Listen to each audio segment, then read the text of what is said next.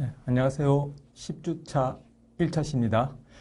지난 시간에 이어서 오늘도 조성과 연쇄짓기의 활용이라는 이름으로 좀 더 살펴보겠습니다.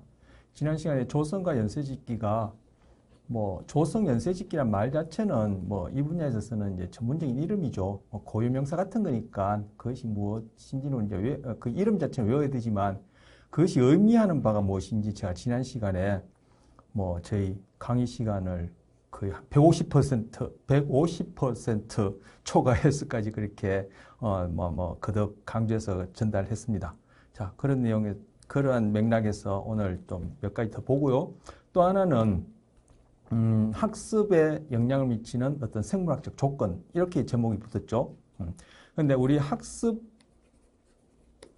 자체는 후천적 경험과 관련된 것이죠. 즉 후천적 경험과 관련된 것이 아니라 후천적 경험이지 학습이죠. 왜? 학습은 경험으로 인한 행동 변화니까 행동 그 자체는 우리가 선천적으로 타고났고 거기는 반사가 있고 고정행위 패턴이 있고 일반 행동 특질이 있고 이때 배웠지 않습니까? 제가 다 적지 않았습니다.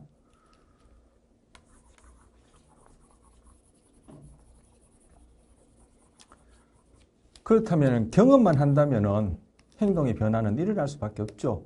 그래서 제가 지금 학습은 곧 후천적 경험이다라고 이렇게 좀 더 간단하게 말씀드렸는데, 그런데 학습, 즉 후천적 경험으로 인한 행동 변화가 일어나려면 그러한 경험을 했을 때 행동의 변화가 될 수 있는 어떤 그런 능력, 즉 달리하면 학습할 수 있는 능력 그 자체가 또 있어야 되겠죠. 이걸 우리 중간고사 이전에 수정된 저도 기억이 그죠. 진화된 수정 가능성 이렇게도 부른다 그랬었어요. 바로 이 학습 능력, 다른 말로 이 진화된 수정 가능성 이건 어떻게 주어집니까? 이거 결국 선천적으로 주어지는 것이죠. 즉 생물학적 조건이 이런 것들을 우리한테 부여해 주니까 학습이 가능한데 바로 이러한 생물학적 조건, 즉 진화된 수정 가능성, 즉 학습할 수 있는 능력 그 자체가 또 다른 생물학적 조건에 의해서 영향을 받는다라는 것을 배우는 것이에요. 달리 얘기하면 제가 중간고사 이전에 학기 초에 강조했을 텐데 선천과 후천과의 관계를 지금 얘기를 하는 거예요. 즉 선천이 지금 후천적 학습, 경험으로 인한 행동 변화에 어떻게 영향을 주는지, 어떻게 한계를 짓는지, 어떠한 조건을 부여하는지를 배우는 것. 그래서 우리 1장에서 선천적 메커니즘과 관련해서 자연선택, 진환이 이런 걸 배웠던 거예요. 심리학 하러 왔는데 왜 저런 걸 하지 싶었는데 그렇게 관련됐기 때문에 배웠던 것. 자, 첫 번째 제목이 학습된 무기력은 오늘 주제 큰 거 두 개 중에 첫 번째 조성 연쇄짓기에 관한 내용으로 지난 시간에 다 못했던 것, 즉 연결된 내용을 하는 겁니다. 그리고 후반부라 해야 될까요? 뒷부분에 가서 금방 말씀드린 선천적인 조건이 학습에 어떻게 영향을 주는지 그걸 볼 거예요. 자, 학습된 무기력. 이걸 learned helplessness라 하거든요. 교재에 있을 거예요. 우리 영어가 중요한 건 아니지만. 자, 여기 있네요. 그죠? learned 학습으로 인해서 helplessness. helplessness. 이거 명사 만들고 less는 부정이라는 뜻이죠. 학습된 무기력. 학습을 통해 피할 수 없는 혐오 자극에 대해 아무것도 하지 않는 것을 말한다. 달리 얘기하면은 이 말을 줄인 거죠. 혐오 자극을 피할 수 없다는 것을 학습하는 것이죠. 혐오 자극을 피할 수 없다는 것을 학습하는 것. 뒤에 가서 얘기하겠지만 이게 어떤 걸 지금 설명해 줄 수 있냐면은 결국 기본적인 개념은 이제 동물 가지고 얘기를 할 테고 늘 그래왔듯이 이거 어떻게 이거 뭘 설명해 줄 수 있냐면은 우울증, 달리하면 우린 여기 행동, 이 연구 대상이니까 우울증이라고 부르는 행동, 이걸 설명해 줄 수 있다고 생각해서 배우는 거예요. 여러분도 익히 대중 매체를 통해서 많이 접하셨을 테고 또 직간접적으로 그걸 경험하시겠지만 앞으로 지금과 같은 상태라면은 지금과 같은 상태로 쭉 그동안에 몇백 년 몇천 년까지 얘기할 수 있을지 모르겠습니다. 그만은 제가 지식이 없지만 몇백 년 거쳐서 쭉 지금 왔는 이런 경향성으로 앞으로 계속 간다면은 우울증 불안은 더 많아질 수밖에 없고 그게 결국 인류의 뭐 재앙처럼 다가올 것이다라고 그렇게들 얘기를 하죠.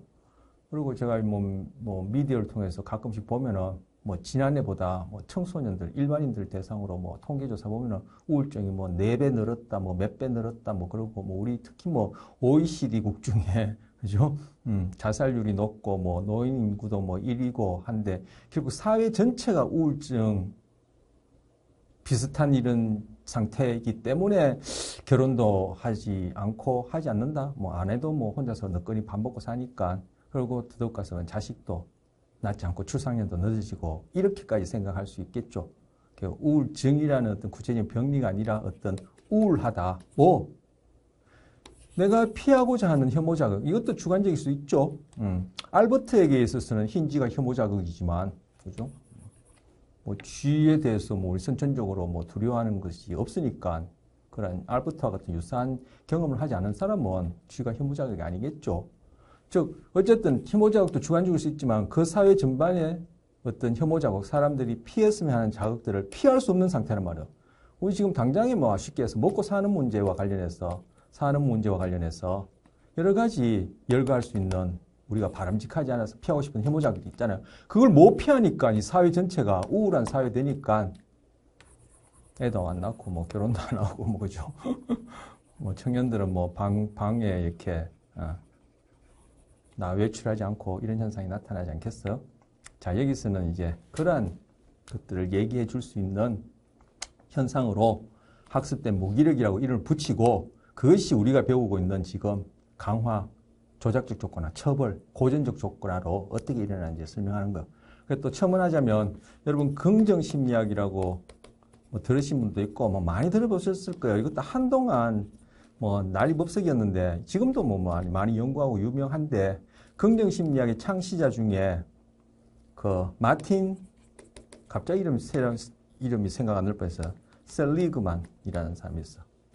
이 사람이 원래 학습심리학자에서 우리가 배우고 있는 이거 하다가 이 사람이 이 학습심리학에서는 이 병리적인 거 뭔가 문제 있는 것들을 많이 다루니까 심리학 전반이 그렇죠. 이것도 또 빗나간 얘기가 될 텐데 뭐 심리학과 관련이 있지만 왜 심리학은 이거 자꾸 병든 걸 연구를 하냐면은 무엇이 병든지를 안다면은 그에 반하는 건강한 상태를 우리가 그죠? 이 병리를 해결하면서 건강해질 수 있겠다. 이렇게 접근하는 게 이게 목표죠. 건강이 목표죠.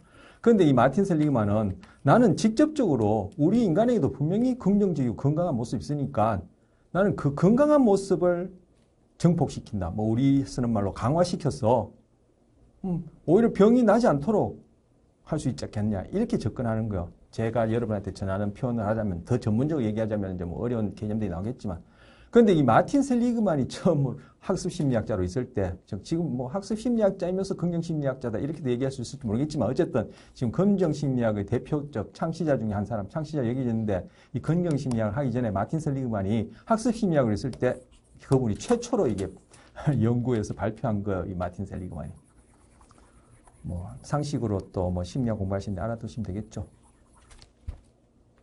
자, 이 학습된 무기력과 관련된 이 오리지널 마틴 셀리그만이 한 이 연구가 강의하시는 분들마다 교재들마다 제가 또 최근에 MIT에서 하는 그 심리학 개론 강의를 또 이렇게 요즘 뭐 너튜브 그걸 통해서 이렇게 외국 대학에 있는 강의를 들을 수 있으니까 들어보니까 하시는 분마다 교재마다 이게 버전이 조금씩 달라요. 그래서 그 뭐 오리지널 버전들 하자면 좀 복잡하고 뭐 오늘도 시간을 뭐 초과할 것 같은데 제가 약간 뭐 핵심 내용만 전달하게끔 그렇게 좀 각색을 해서 하겠습니다. 하지만 핵심은 뭐 전혀 뭐 왜곡하지 않고요. 자, 여기 이제 불빛을 반짝반짝하고 이 바닥에다가 이 그릴처럼 생겼잖아요. 우리 고기 구워 먹는 그릴처럼 생겼는데 여기다 전기 충격을 주는 거예요. 근데 여기 이제 칸막이를 해놨죠. 이 그림상으로는 뭐 이렇게 이제 그 핵심적인 것만 표시해놨는데 이 칸막이가 뭐 이렇게 낮기보다는 어느 정도 좀 높겠죠. 그래서 걔가 이렇게 훌쩍 뛸 수 있는 점. 너무 높아서 이게 뛰지 못하면 이러면 이제 지금 하려는 실험이 안 되니까 어느 정도 폴짝 뛰어넘으면, 걔가 뛰어넘으면 넘어갈 수 있는 그 정도 칸막이를 해놓은 거. 불빛을 주고는 여기다가 전기 충격을 줘요. 그럼 자, 먼저 우리 배웠던 고전 조건 하나면, 이거 뭐죠? 전기 충격은 US. 전기 충격 US에 대해서 걔든 사람이든 전기 충격 받는데, 막 행복하다고 여기지는 행동을 하나요? 아니죠. 거기에 대해서는 공포, 불안 행동 반응을 하겠죠. 유발이 되겠죠. 그런데 이 전기 충격 오기 전에 항상 불빛을 보여주고 전기 충격 온단 말이에요. 그럼 이 불빛이 나중에 뭐예요? CS가 되어서 이 강아지는 불빛만 번쩍거려도 바로 이 UR과 동일한 또는 유사한 그런 불안 공포 반응에 해당을 보이겠죠. 뭐 심장이 두근거린다든지, 그죠? 눈이 껌뻑거린다든지, 털이 쭈삐쭈삐 쓴다든지, 뭐 침을 흘릴까요? 뭐 어쨌든 그런 반응을 보이겠죠. 이렇게 고전적 조건화가 여기서는 일어나는 거예요. 그러면서 전기 충격을 주면은 이 개가 전기 충격 받으면서 이 전기 충격이 나에게 선물이거나 너무 기분 좋아 찌릿찌릿하니 가려운 것도 긁어주고 이렇게 할까요? 아니죠. 그래서 풀쩍풀쩍 뛰고 낑낑거리고 뭐 핥기도 하고 발을 핥기도 하고 하다가 풀쩍 건너간단 말이에요. 건너갔더니 여기 전기 충격 없는 거예요. 이 경험을 하는 거예요. 자, 이거 뭐죠? 바로 조작적 조건의 강화 절차죠. 이 난간을, 장벽을 넘어가는 행동, 넘어가는 행동이 행동이에요. 행동이 어떤 결과를 낳았어요? 전기 충격이 있던 전기 충격이 없어지는 결과가 났죠. 저 전기 충격 뺄게요. 전기 충격이 제거되어지는 그러한 결과를 수반했죠. 자, 이거 어떤 절차예요? 바로 이렇게 함으로써 이 녀석이 넘어가는 행동을 빈번하게 한다든지 넘어가는 행동을 할 가능성이 높아진다든지 넘어갈 때 풀쩍 뛰는 것이 더 높아진다든지 더 세진다든지 강도든 빈도가 변한다면 이거는 강화가 되어지겠죠. 만약에 그리 된다면은 그럼 이건 어떤 절차요? 바로 강화 절차가 되는 거죠. 그 중에 강화에는 정적 강화, 부적 강화가 있다는데 이 경우는 뭐죠? 행동 이후에 어떤 결과가 사라짐으로써 그 행동이 만약에 증강된다면 이거는 부적 강화가 되는 거죠. 자, 여기서 고전적 조건화와 부적 강화가 이 절차가 시행되고 있어요. 그런데 금방 말씀드린 이 강아지가 그러한 경험을 만약에 해서 성공적으로 여기를 건너가는 행동을 몇 번 한다면은 얘는 이제 전기 충격 오면은 전기 충격이 아니라 불빛이 오면은 전기 충격이 오기도 전에 넘어가 버려요. 그럼 얘는 전기 충격 안 받고 여기 딱 가는 거예요. 그러다가 또 이 불빛 오면서 이제 여기다 또 전기 충격을 주겠죠. 그러면 얘는 또 전기 충격 오기 전에 넘어가고.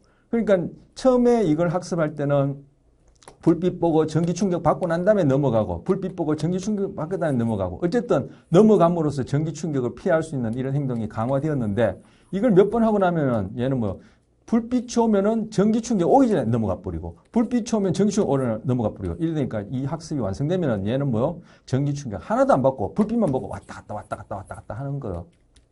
야, 강아지는 똥개 훈련시키나 싶은데 여러분도 그죠? 여러분이 싫어하는 경험을 피하거나 부적 강화 아니면 정적 강화 여러분이 원하는 거 하려면은 어쨌든 뭘 해야 되죠. 아침에 몇 시에 일어나십니까? 6시 땡 하면 일어나서 출근 준비해야 되죠. 출근하셔서 일하셔야지만 월급을 받고 월급 가지고 옷도 사고 밥도 먹고 일단 말 그대로 입에 풀칠할 거 아니에요? 그때 바로 6시 종치는 것 그리고 6시 이후에 여러분이 몇 시까지 직장에 가시는 것 그 안에 다 CS 고전 조건화 그리고 지금 얘기하는 부적 강화든 정적 강화든 그런 일이 일어나는 거죠. 그런데 아까도 얘기했지만 처음에 얘기했지만 그렇게 해도 내가 최종적으로 1차 강화물에 해당하는 음식 즉 동물의 먹이 즉 1차 강화물에 해당하는 음식을 구할 수 있는 그런 벌이가 안 되어진다. 즉 강화물이 안 주어진다면 이 행동 하겠어요? 그래서 제가 아까 초반에 사회 전반이 우울하다는 얘기가 바로 혐오적인 자극을 피함으로써 즉 부적 강화됨으로써 생존에 유리한 1차 강화물, 2차 강화물 그리고 더 가서 1차 강화물을 얻지 못한 사회이기 때문에 결혼도 안 하고 자식도 안 낳고 청년들은 그렇게 자기 방만 지키고 자살률이 OECD 1위고 이렇게 된다는 얘기야. 자, 다른 예로 이제 다른 강아지요. 조금 전에 그렇게 성공적으로 부지런히 왔다 갔다 한 강아지가 아니라 다른 강아지를 데려와서 이전에는 똑같이 하는 거예요. 그런데 불빛 오고 전기 충격 오면 얘가 낑낑거리다 넘어가겠죠. 우연 부쩍부쩍 뛰다가 넘어가봤는데 여기에도 전기 충격이 와요. 그럼 또 불빛 그 다음 주에 전기 충격이 끝나고 다시 조금 쉬었다가 또 불빛을 켜주고는 전기 충격이 오는데 이 넘어가도 또 전기 충격이 와요. 그러니까 이번에 뭐냐면은 불빛이 오고 전기 충격이 오는데 얘가 넘어가고 뭐 낑낑거리고 물어뜯고 어떤 짓을 하더라도 전기 충격이 사라지지 않고 계속 전기 충격이 오는 거예요. 요리 도망가면 되겠네. 이건 지금 간단하게 결혼하기 때문에 도망갈 수는 없고 이제 갇혀있는 이런 경우를 얘기를 하는 거예요. 요로 도망가면 되지 왜 그 전기 충격 받는데 이 그림은 이제 생략해서 밖으로 이 그릴 밖으로 바닥 밖으로는 나가지 못하는 이제 그런 상태에서 이제 연구를 하는 실험을 한 건데 얘는 뭐 불빛에 대해서 전기 충격이 수반될 때 자기가 할 수 있는 모든 행동 만약에 얘가 날개가 있었다면은 홀홀 날겠죠. 하지만 얘는 생물학적으로 주어진 조건이 날 수는 없어요. 그런 조건 없어요. 그래서 걔가 할 수 있는 모든 행동을 해봤지만 전기 충격이 사라지지 않아. 그런 다음에 얘는 다음에는 불빛이 오더라도 이 자리에 퍼지고 앉아서 전기 충격을 다 받아요. 이 건너편에서 실험자가 먹이로 이렇게 막 유혹을 하더라도 안 넘어가고 여기 전기 충격을 다 받아 낑낑거리면서 이걸 바로 학습된 무기력이래요. 바로 이러한 행동이 뭐 우울증에서 보여주는 행동과 유사하다는 거예요. 그래서 우울증을 바로 이 학습된 무기로 쓰면 뭐 자기가 전기 충격, 혐오 자극이라고 여겨지는 것들을 신호하는 어떤 그런 신호 CS에 대해서 자기가 이제까지 경험하면서 배워온 모든 행동을 해봤지만 그리고 선천적으로 주어지는 어떤 그런 행동을 해봤지만 강아지가 할 수 있는 행동 날 수는 없죠. 얘는 선천적으로 날 수 있는 그런 능력이 없으니까 그 이외에 선천적으로든 후천적으로 여기까지 배운 모든 행동을 해봤지만 모든 행동이 어떻게 해요? 강화되지 못했죠. 모든 행동이 어떻게 됐어요? 처벌됐죠. 모든 행동들이 아무 소용없다라는 그런 경험을 한 거예요. 그러니까 얘는 나중에는 불빛이 오면은 불빛이 켜지든지 말든지 여기 앉아서 전기 충격 다 받고 있어요. 꼼짝하지 않아요. 이걸 바로 학습된 무기력이라고 해요. 사람도 보여지는 우울증이 제가 초반에 시작하면서 뭐 사회적 문제도 얘기를 했지만 금방 얘기한 대로 이런 식으로 우울증이 일어난다라는 우울증 행동을 설명할 수 있다라는 거예요. 자, 이거 뭐 읽어보시면 되겠습니다. 물고기에서도 이런 실험을 했는데 마찬가지 쥐에서도 고양이에서도 등등등등 뭐 많이 했고 또 하겠죠. 뭐 사람에게서도. 그래서 우울증의 경우에 설명할 수 있다. 적어도 삶의 사건이라는 것이 경험을 얘기하는 거예요. 여기다가 적어도라는 완곡한 얘기를 연 것은 바로 선천적인 요소를 지금 여기 제외하고 얘기하기 때문에 적어도라 얘기하는 거예요.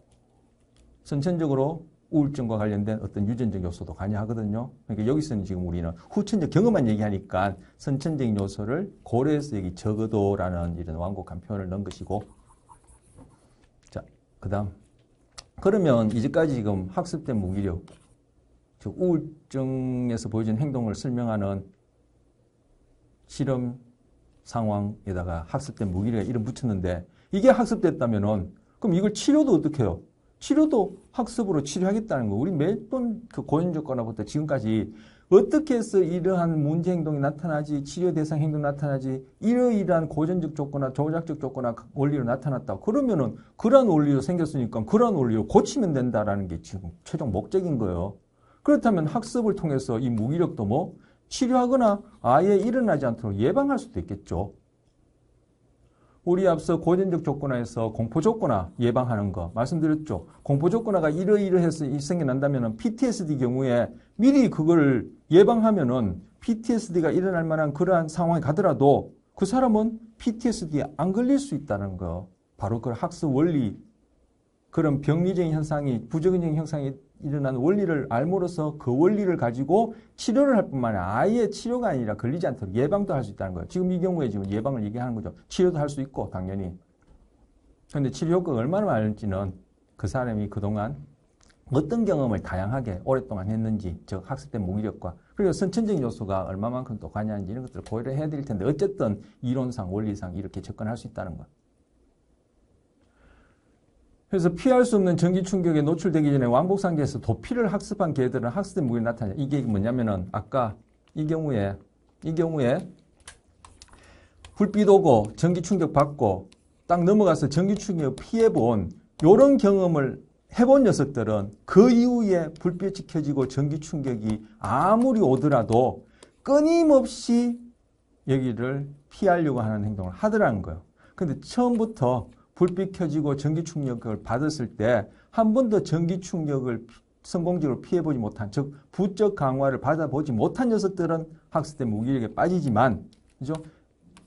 처음에 불빛 그리고 전기 충격이 주어졌을 때 어떻게 저떻게 트라이 했는데 뭐 100% 성공도 좋겠지만 100% 성공이 아니더라도 부적 강화 절차에서 이 전기 충격을 피해본 그런 경험이 있는 녀석들은 그 이후에 불빛이 주어지고 전기 충격이 계속 끊임없이 오더라도 이제는 이 장벽을 건너뛰더라도 전기 충격을 피할 수 없는 상황이 되더라도 끊임없이 그 장벽을 왔다 갔다 하면서 피하려는 행동을 하더라는 거예요. 바로 뭐요? 학습된 무기력에 빠지지 않더라는 거예요. 그걸 여기서는 뭐요? 면역 훈련이다 이렇게 이름 붙인 거예요. 즉 성공한 경험이 있으면 쉽게 포기 안 한다라는 거예요. 이게 이제 예방이 될 수 있는 거죠. 우리 좀 전에 했지만 공포 조건에서 PTSD 그 예방하는 것 미리 그렇게 고전 조건의 원리에서 경험하면은 여기에 대응하면 이제 성공한 경험이 되겠죠. 뭐 꼭 성공이라고 얘기할 수 없을지 모르겠어요. 어쨌든 그런 경험을 하면은 나중에 PTSD 걸릴 만한 그런 전쟁터에 가서 쉽게 PTSD 걸리지 않더라는 거예요. 그 원리 그대로 여기서도 지금 조작적 조건에서 성공한 경험, 즉 부적 강화 경험 받아본 적이 있다. 그런 사람은 그런 개는 쉽게 이후에 부적 강화 되지 않더라도 즉 강화물이 주어지지 않더라도 끊임없이 그 행동을 포기하지 않고 지속적으로 하더라는 거예요. 결국 이거 뭐예요? 끈기, 인내라고 얘기하는 그러한 추상적인 개념, 뭐 우리 이런 언어를 사용하지 않을 수 없고 이런 언어를 가지고 우리 다 소통을 하지만 끈기, 인내라는 추상적인 개념, 달리하면 끈기, 행동, 우리는 행동 연구의 대상이니까 인내라고 부르는 행동. 자, 행동 다시 한번 얘기합니다. 여기서 이 행동주의는 학습심리학이 이론적 토대를 갖고 행동주의는 행동만을 연구하는 것이 아니라 우리가 관심이 있는 끈기가 됐든 인내가 됐든 예측이 됐든 행복이 됐든 희망이 됐든 뭐 노력이 됐든 간에 그것을 다 뭐요? 행동이라는 개념 정의로 바꿔서 연구한다는 거예요. 행동 개념 정의 어떻게 하죠? 유기체가 하는 모든 행동인데 딱 조건이 들어가요. 뭐요? 관측할 수 있는. 객관적으로 측정할 수 있는 것이면 다 행동이에요. 이렇게 다룬다는 거예요. 그러면 우리가 끈기, 인내라는 저 끈기 행동, 인내 행동이 바로 이것 아니에요, 이거. 처음에 100%는 아니지만 그래도 성공한 경험이 있는 사람은 쉽게 포기하지 않는다라는 거예요. 그러면은 성공한 경험을 하는 건 글쎄요. 엄마 뱃속에서부터 태어나서 결국은 1차 양육자, 주로 이제 엄마의 경우가 많겠죠. 그러한 경험을 엄마나 주위에 그런 걸 제공해 준다면은 이런 학습된 무기력이 아니라 끈기라는 것이 길러질 수도 있겠죠. 길러질 수 가능성이 높죠. 물론 유전적 요소도 분명히 고려해야 되겠지만 자 지금까지 얘기했던 거 쉽게 포기하기도 학습할 수 있지만 끈질기게 노력할 금방 얘기한 거네요. 학습할 수 있다. 즉 노력과 끈기 있는 행동. 자 행동 그죠. 노력 끈기 하면 우리 뭐가 추상적이고 뭐 정신적인 뭐 의지력 이런 뭐 막연한 소리를 하는데 개념을 쓰는데 결국 그 행동을 조성하면 우리 지난 시간에 조성 배웠죠. 조성의 양성 결국 강화를 이렇게 단계적으로 모은 것이다. 이 조성할 같은 경우는 좀 복잡한 행동을 얘기하니까 노력, 끈기 있는 좀 복잡한 행동의 경우에는 조성이라 표현하면 더 적절하겠죠. 어려운 과제에서 포기하지 않고 하는 행동을 하는 경향성을 증가한다. 그래서 어떠한 A라는 상황에 대해서 이렇게 끈기 있는 행동, 즉 학습된 무리에 빠지지 않는 행동을 경험하고 나면은 그 유기체 사람은 이 A라는 행동에 대해서만 끈기 행동을 보는 것이 아니라 B, C, D에서 다른 상황에 대해서도 뭐 지난 시간에 했죠? 반응 일반화가 일어나서 전반적으로 끈기 있는 행동을 보여. 그러면 와, 저 사람은 진짜 저 사람은 끈기 있는 사람이다. 이래서 그 사람의 성격을 얘기하게 되는 거죠. 그렇게 되면 학습심리학 가지고 지금 뭐요? 성격이라는 개념도 설명하는 것. 성격 심리학 듣거나 뭐 개론 시간에 성격하면 성격에 대한 개념 정의가 많죠? 근데 여긴 뭐요? 뭐 성격이라는 것도 결국 고연 조건이나 도구 조건이나 학습으로 설명할 수 있는 것이다. 유전 요소 분명히 또 고려해야 되겠지만. 그래서 이렇게 학습된 경우를 이제는 학습된 무기력이 아니라 학습된 근면성이다 부르자 이렇게 얘기한 거예요. 아까 learned industriousness. 영어 발음이 엉망이군요. 어쨌든 이렇게 부르는 거예요. 그러니까 근면하다, 끈기 있다, 우울하다 다 뭐 선천적 조건 물론 고려하고 고전 조건이나 도구 조건을 설명할 수 있는 것이다. 바로 이런 것들 뭐 인간은 물론이고 다른 동물에게서도 다 연구해서 밝혀내 봤다라는 것.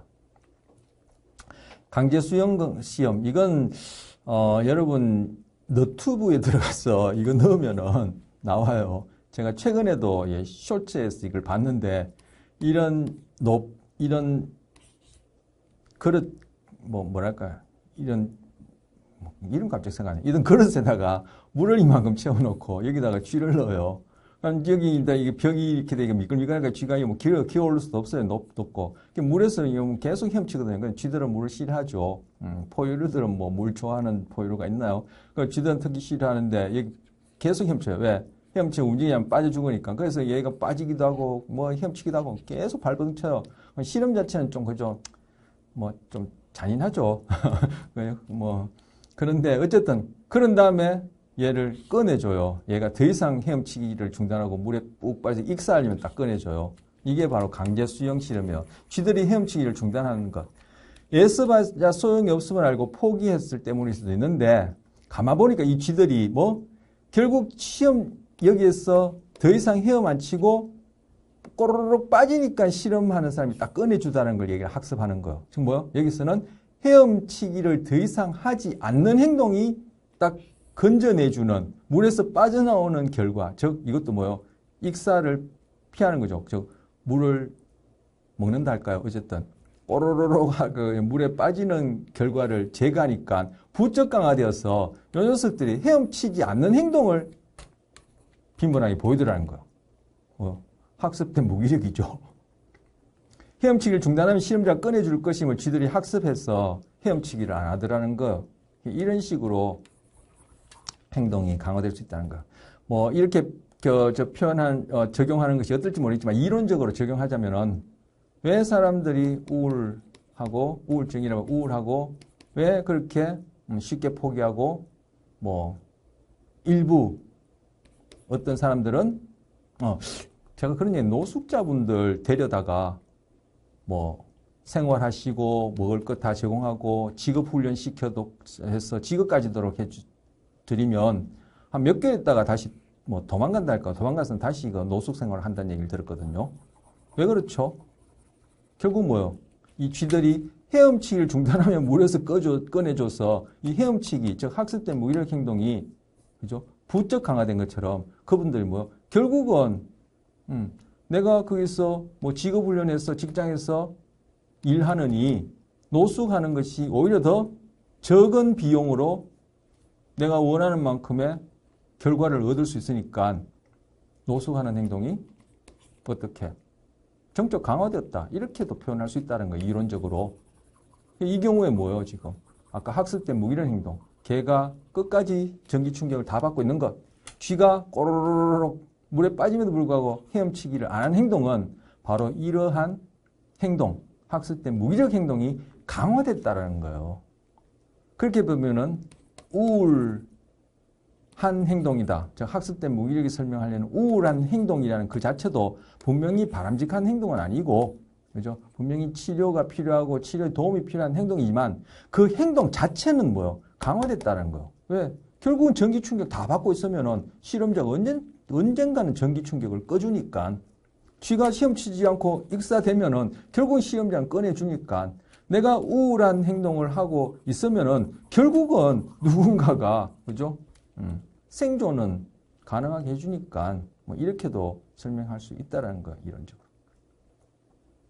어쨌든 학습된 근면성이든 학습된 무기력이든 전기 충격을 다 받고 있던 쥐들이 헤엄치기를 중단하고 물에 꼬르륵 빠지던 그 각각의 행동들은 어느 쪽이든 다 학습의 결과라는 거.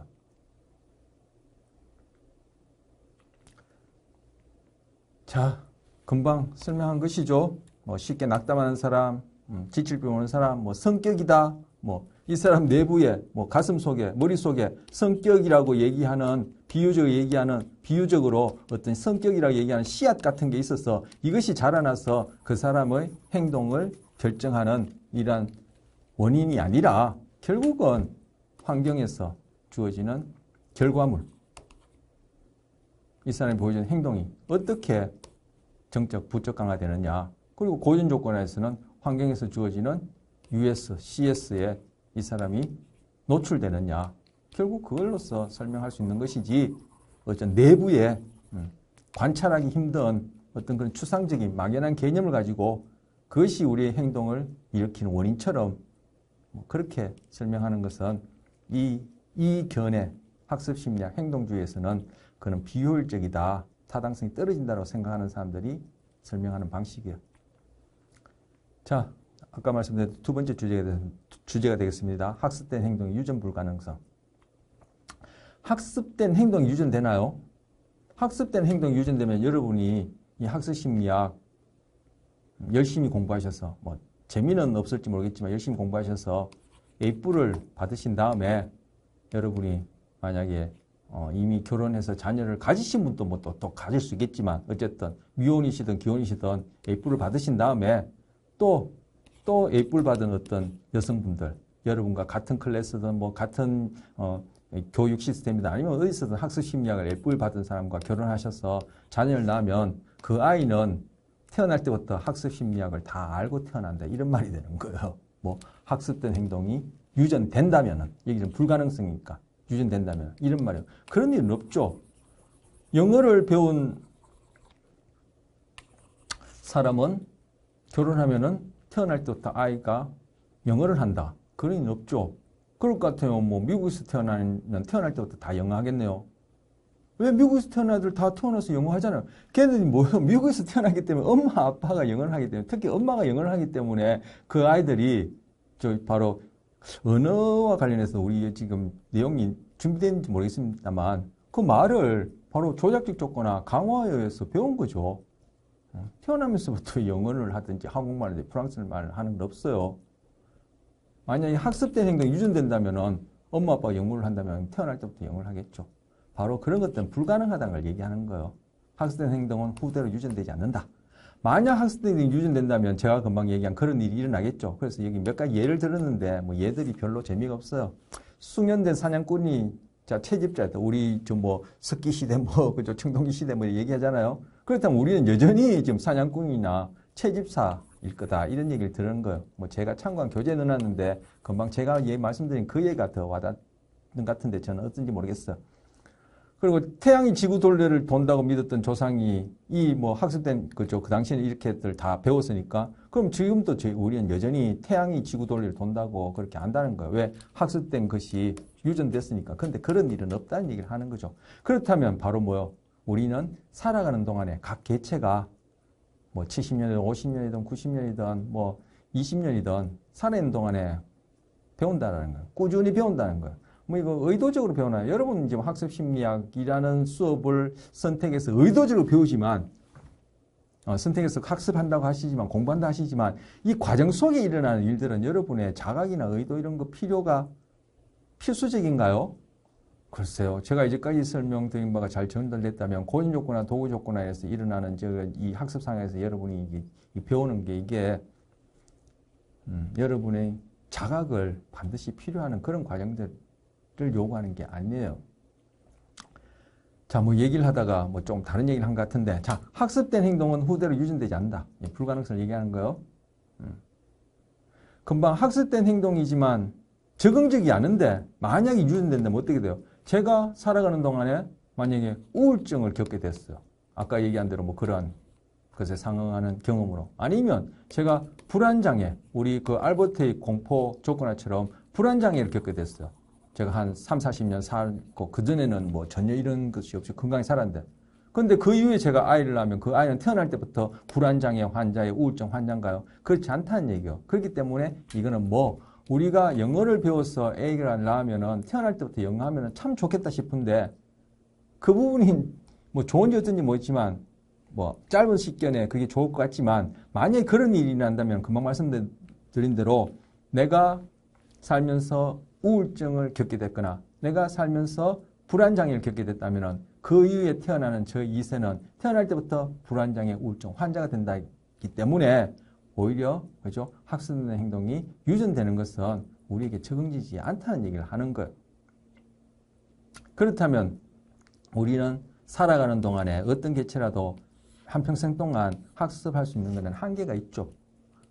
그래서 다른 동물들 같은 경우에는 우리는 언어라는 것을 갖고 있기 때문에 즉 언어를 토대로 문화라는 것을 갖고 있기 때문에 한 개체 입장에서는 학습의 양이 제한이 있지만 이걸 문화라는 이름으로 남겨둠으로써 그 후대가 이 문화를 학습함으로써 그죠? 다른 동물들과 달리 이렇게 소위 문명을 뭐 발달시켰다라고 얘기하는 그러한 삶을 산다 이렇게 얘기할 수 있어요. 어쨌든 이런 학습된 행동은 유전 불가능하기 때문에 한 개체는 일생 동안 학습할 수 있는 것이 한계가 있다. 자, 또 두 번째 주제의 또 하위 내용이에요. 유전과 학습 능력이요. 요거 앞에 내용과 좀 헷갈릴 수 있는데, 자, 이거는 아까는 학습한 결과가 유전되느냐? No, 유전 안 된다. 지금 얘기는 뭐냐? 학습하는 그럼 능력 그 자체는, 학습하는 그 능력 자체는 유전되느냐? Yes, 이건 유전돼요. 흔히도 그러죠. 야, 너네는 엄마 아빠가 머리가 좋고 공부를 잘하니까 너도 공부 잘하겠다. 바로 그 얘기예요. 엄마 아빠가 프랑스를 하기 때문에, 아니면 제가 여러분 학습심리학 공학시간에 저는 프랑스를 배워서 A뿔을 받고 그 위에 아이를 하면 태어날 때부터 걔는 프랑스말을 한다. 그런 일은 없지만 흔히 여러분들 뭐 경험하시는 것처럼 엄마 아빠가 공부를 잘하고 머리가 좋으니 애도 공부를 잘하겠네요. 바로 그 얘기예요. 학습하는 능력 자체는 유전이 돼요. 자, 아까 초반에 얘기할 때 학습하는 능력 그 자체, 즉 이거를 진화된 수정 가능성이라 그랬는데 이거는 선천적인 것으로 우리에게 생물학적으로 주어진 기능이라고 했죠. 즉 학습할 수 있는 생물학적 조건이라고 했죠.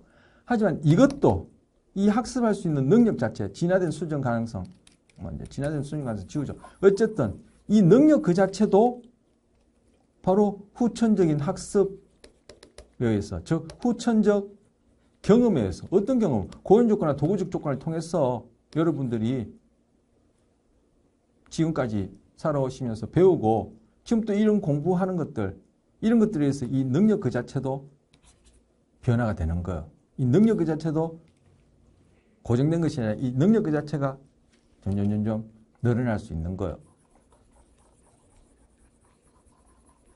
물론 제가 태어날 때 예를 들어서 뭐 단위는 없잖아요. 예를 들어서 수치를 얘기하면 70이라는 학습 능력을 갖고 태어났는데 그동안 꾸준히 여러분처럼 그렇게 꾸준히 뭐 글자 공부뿐만 아니라 삶의 경험을 통해서 고연 조건이나 도구 조건을 설명할 수 있는 그런 다양한 경험을 해서 내가 지금 또 다른 것을 배운다면은 처음에 타고난 70이 아니라 100의 능력으로 이제는 더 잘 배울 수 있다. 이렇게 됐어요. 그런데 제가 이후에 자녀를 낳았을 때 그럼 자녀는 태어날 때부터 내가 여기서 플러스 30이 된 만큼의 어떤 그러한 플러스 30에 해당하는 것을 걔는 타고날 때 뭐 70을 갖고 태어날지 60을 타고 태어날지 모르지만 그 타고난 선천적으로 주어진 학습 능력에 내가 경험한 플러스 30만큼 더 추가해서 갖고 태어나느냐? 그건 아니죠. 아까 얘기했듯이 학습한 결과, 요 플러스 30은 저의 개인적인 학습한 결과물이잖아요. 그걸 갖고 태어나는 건 아니지만 제가 70이다.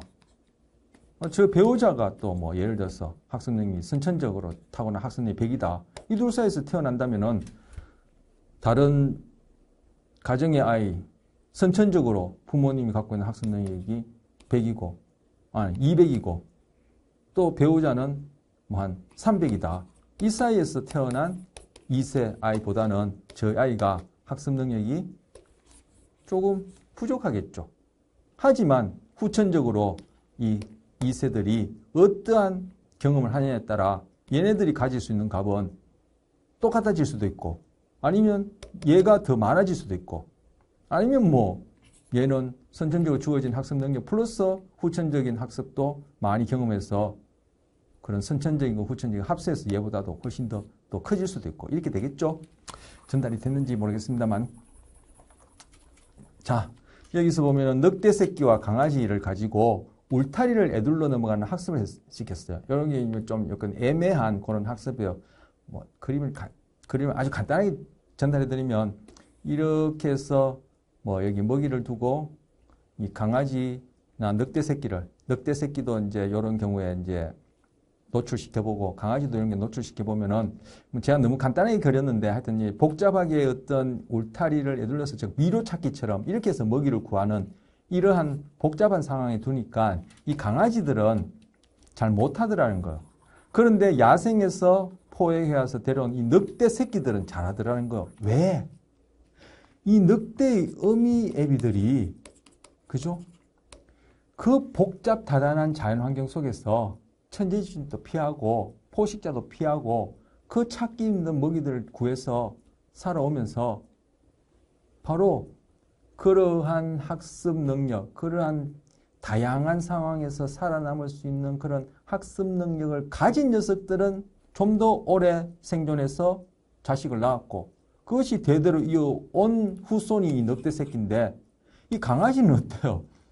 바로 여러분 반려견 얘기하는 거 아니에요? 반려견. 반려견 얘들은 어떻게 먹어요? 뭘 어떻게 먹어요? 꼬리만 살살살 흔들면 먹이 주죠. 뭐 짝짓기 해주죠. 털 깎아주죠. 뭐 다 해주잖아요. 제가 지난 시간에 뭐 양방향적 조건 얘기했는데 반려견이 여러분이 반려견 키우십니까? 학습 심리학을 해서 그런지 모르겠어요. 제 눈에 보기엔 반려견이 여러분을 키운 것 같아요. 어쨌든 강아지가 그렇게 길들여져 있기 때문에 그 강아지의 후손인 이 강아지 새끼는 뭐 이러한 복잡한 환경에 적응이 안 돼 있다는 거예요. 즉 이 복잡한 환경에서 적응할 수 있는 학습 능력을 가진 녀석의 후손이 아니라 사람들이 다 해주는 거기서 꼬리만 살랑살랑 흔들고 사람들이 좋아하는 그러한 행동만 할 수 있는 녀석들만 인공적으로 사람들이 교배시켜서 만든 거기 때문에 얘들은 늑대와 새끼와 같은 그런 복잡한 환경에서 문제를 해결하는 능력이 아예 없다는 거예요. 뭐요? 유전적으로 그런 복잡한 환경에서 성공적으로 먹이를 구할 수 있는 학습 능력 자체가 물려받지 못했다는 거예요. 그 얘기를 하는 거예요. 그럼 인간에 있어서도 이런 차이가 있겠죠, 당연히. 지금 동물이 예를 들었어요. 그래서 제가 이거 뭐 학교에서 이거 설명할 때 마지막으로 하는 얘기가 여러분들은 여러분 자식을 늑대처럼 키우고 싶습니까? 개처럼 키우고 싶습니까? 이렇게 질문을 하거든요. 부모님이 다 해준단 말이에요. 너는 공부만 해라. 내가 다 해줄 테니까 걱정하지 말고.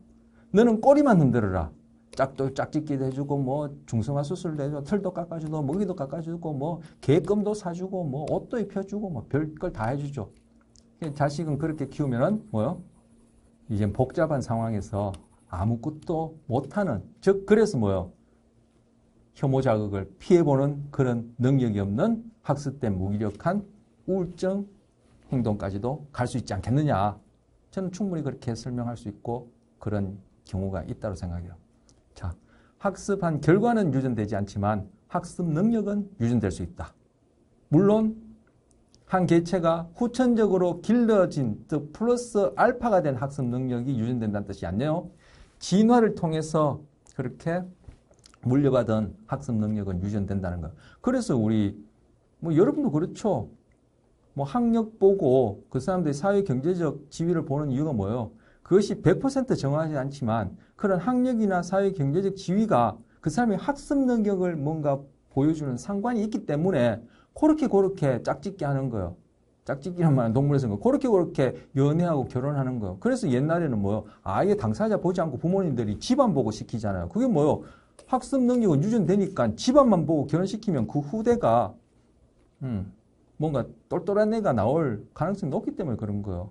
그런데 요즘은 그렇지 않죠. 다 연애하죠. 하지만 여러분 연애할 때 마구잡이로 아무나 하나요? 그렇지 않아요. 여러분은 뭐 나는 재산도 안 보고 뭐 능력도 안 본다 하지만 여러분이 매력을 가지고 느끼고 사귀고 싶은 사람 안에는 바로 여러분 수준의 학습 능력 이외의 다른 선천적인 요소, 후천적인 요소와 비슷한 사람, 즉 유사성이 높은 사람을 고르기 때문에 결국은 비슷한 학습 능력을 가진 사람을 만나서 그 2세는 그걸 또 물려받게 되는 거예요. 뭐 막말로 초등학교 졸업한 사람이 하버드 박사 받은 사람이랑 연애할 경우는 참 드물죠. 뭐 소설이나 영화 같은 데 있을 수 있지만 그게 다 뭐예요? 학습 능력이 유전되기 때문에 우리 안에 문화 안에 그게 다 이렇게 작용해서 그런 거예요.